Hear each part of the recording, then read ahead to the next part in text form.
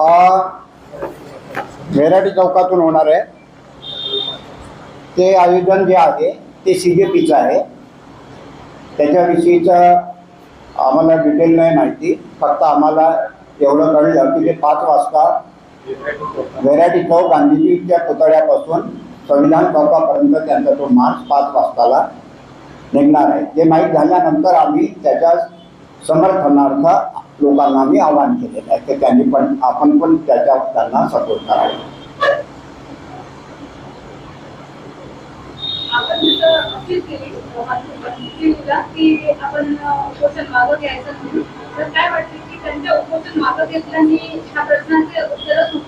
अजिबातच नाही, त्यांनी मागं घ्यावं हे फक्त आपल्याला त्यांच्या जीवाचा धोका वाटतो। आणि दुसरं असं की हे या निर्लज्ज सरकारला उपोषणाची भाषा नाही समजत। तर एखाद्या लेकराला आईला जेवण मिळावं म्हणून रडावं, ती जर निष्ठुर असेल आणि लेकरू किती रडलं तरी जर ती लेकराला जेवण देत नसेल तर त्या लेकराच्या रडण्यात काही अर्थ नाही। रडून रडून मेल्यापेक्षा त्यांना न रडलेलं बरं। कारण कोणत्या माणसाकडे आग्रह धरावा सत्याग्रहाचा? गांधीजीचा काळ नाही राहिलेला आहे। अण्णा हजारेने जेव्हा आंदोलनं केली तेव्हा सरकारने 4-5 दिवसातच त्यांना भेटी दिलेल्या आहे, संवेदनशीलता दाखवलेली आहे। तर या निर्लज्ज सरकारला 19 दिवस झाले तरी काही लाज लज्जा वाटत नाही। आणि म्हणून आमचे वांचुकांना विनंती आहे की कोणत्या निर्लज्ज लोकांच्या पासून तुम्ही अपेक्षा ठेवता? तुमच्यासारखे 100 वांचुक मेले तरी या नालायक लोकांना त्याचं काहीही देणं घेणं नाही आहे। म्हणजे ही आमची भावना आहे।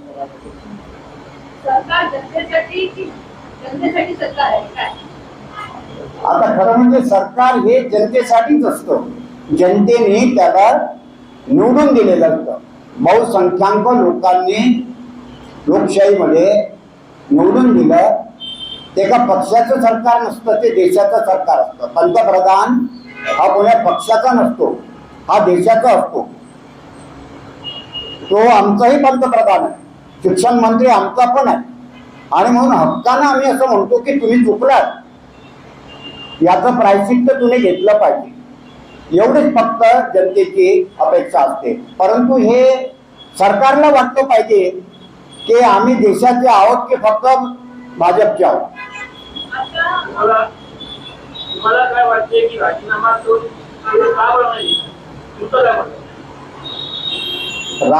का बरं दिला नाही? आता याचं उत्तर असं आहे की त्यांना माहित आहे की हे करून करून किती जण उपोषणाला बसतील। अग्रवाल 111व्या दिवशी मेले ना।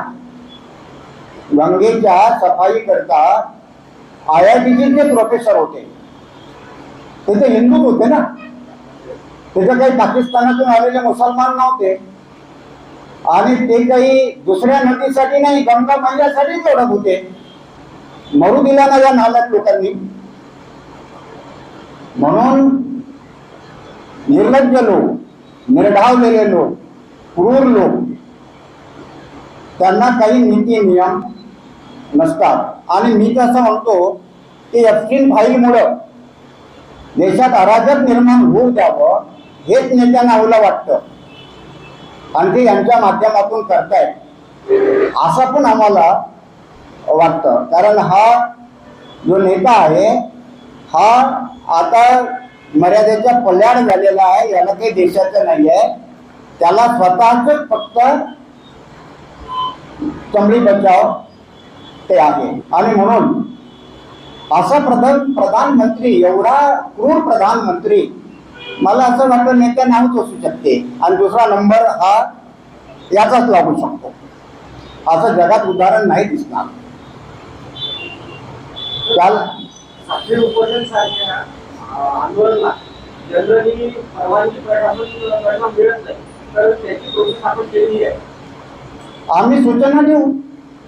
आंदोलनाची परवानगी घ्यायचीच नसते, आम्ही आंदोलन करतो हे फक्त सूचना द्यायची असते। आम्ही ती प्रोसेस करतो आहोत. कारण एक दोन विषयामध्ये सीतारामजी पोलीस स्टेशननी परमिशन नाकारली आहे. नाही नाकारले तरी आम्ही बसू, ते परमिशन नाकारले तरी आतापर्यंत आम्ही या विषयात लक्ष नाही घातलं. आतापर्यंत आम्हाला असं वाटत होतं की वांगचूकचा काहीतरी सरकारला वाटेल, परंतु जेव्हा त्यांची तब्येत बिघडायला लागली तर आम्ही पण भावूकच झालो आणि नाईलाजास्तव आम्हाला रस्त्यावरती यावं लागते. आमची काही इच्छा नाही आहे असं ते म्हणजे विनाकारण ह्या सगळ्या गोष्टी कराव्या. पोरं आंदोलन करत होते, आमचा फक्त सपोर्ट होता. आम्ही कुठे त्या आंदोलनात सहभागी झालो? आम्ही लेकरांना आम्ही फक्त मानसिकरित्या आम्ही सपोर्ट दिलेला आहे. आम्ही ना त्याच्या पार्टीचे आहोत आणि ना आम्हाला त्यांचं नेतृत्व करायचं आहे, पण त्यांची मागणी रास्त आहे याच्याविषयी आम्ही मात्र संवेदनशील आहोत. पण आता एवढा मोठा माणूस मरायला टेकला आणि आम्ही निर्लज्जपणे जर थांबलो तर मोदीमध्ये आणि आमच्यामध्ये काही फरक राहणार नाही. म्हणून आम्हाला परमिशन मिळो नाही मिळो आम्ही सूचना देऊ आणि आंदोलनाला आम्ही करू. आम्ही किमान 5 लोक बसू, किमान. जास्तीत जास्त किती? एका दिवशी आम्ही किमान आकडा ठेवला 5चा आणि ते वेगवेगळ्या संघटनेचे असेल, एका संघटनेचे लोक नसेल. काही दिवसाच्या आधी महाराष्ट्र सरकारने आरटीआय अधिनियममध्ये बदल केला होता, तेव्हा त्यांचं हे आलं होतं उपोषणाला बसणार आहे. आरटीआय अधिनियम तर महाराष्ट्र सरकारने आपलं व्यक्ती पाठवून ते उपोषणाला बसू नाही दिलं आणि मागे घेतले. तर आता त्याच्यात बदल, यामध्ये बदल का बरं नाही? जर सोनम वांगचूकचा जर हे आता उद्या जर समजा उपोषण मागं घेतलं कोणत्याही कारणानं असो तर आमचं आंदोलन स्थगित होईल. आम्हाला काही आंदोलन करण्याचा शौक आहे का? तेवढे धंदे उरले आम्हाला, दुसरे कामं नाही आहे आम्हाला. आमचं काही आंदोलन करणे हा आमचा शौक नाही आहे. या वयात तर टीव्ही पाहायचे धंदे असतात आमच्या वयाच्या लोकांना. आम्हाला कुठे तिथे उचापती करायचा धंदा आहे? तुम्ही पण जाणार का? काही लोक जातील, काही लोक जातील. आम्ही नागपुरातच त्यांना सपोर्ट करू. ऑलरेडी बऱ्याचशा संघटनांनी त्यांना सपोर्ट दिलेला आहे. राष्ट्रीय संयुक्त मोर्चातर्फे आम्ही स्वतः दिल्लीला 27 आणि 28 तारखेला होतो. राष्ट्रीय संयुक्त मोर्चाने 27 तारखेला जंतर मंतरला प्रत्यक्ष उपस्थित राहू. ओबीसी बहुजन आघाडी राष्ट्रीय संयुक्त मोर्चा यांनी त्यांच्या मंचावर जाऊन त्यांना लिखित पत्र दिलेलं आहे. अभिजितला आम्ही घेतलेलो आहे, त्यांनी आम्हाला 5 मिनिटं बोलायलाही वेळ दिली आणि त्यांना आम्ही सगळ्या प्रकारचा सपोर्ट जाहीर केलेला आहे. ज्या दिवशी आदरणीय सोनम वांगचूक यांचा पहिला दिवस होता, ती तारीख होती 28 तारखेला सोनम वांगचूक जेव्हा त्या स्टेजवर आलेत आणि त्यांनी आपला निर्धार व्यक्त केला, त्यावेळीही त्यांनी प्रत्यक्ष रूपाने आमच्या संघटनेच्या वतीने मला स्टेजवर बोलवलं. आम्ही आमच्या संघटनेचं समर्थन दिलं आणि त्यांना सांगितलं की तुम्ही तुमच्या प्रकृतीची काळजी घ्या. जसं आधीच्या सर्व लोकांनी सांगितलं की हे सरकार अतिशय निर्ढावलेलं आहे, माणुसकी नावाची चीज उरलेली नाहीये.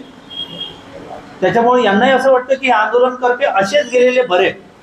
परंतु सोनम वांगचूक हे प्रतिनिधी आहे. इथे प्रत्येक बसलेला व्यक्ती सोनम वांगचूकच्या त्या निर्णयाला आणि निर्धाराला पूरक आहे.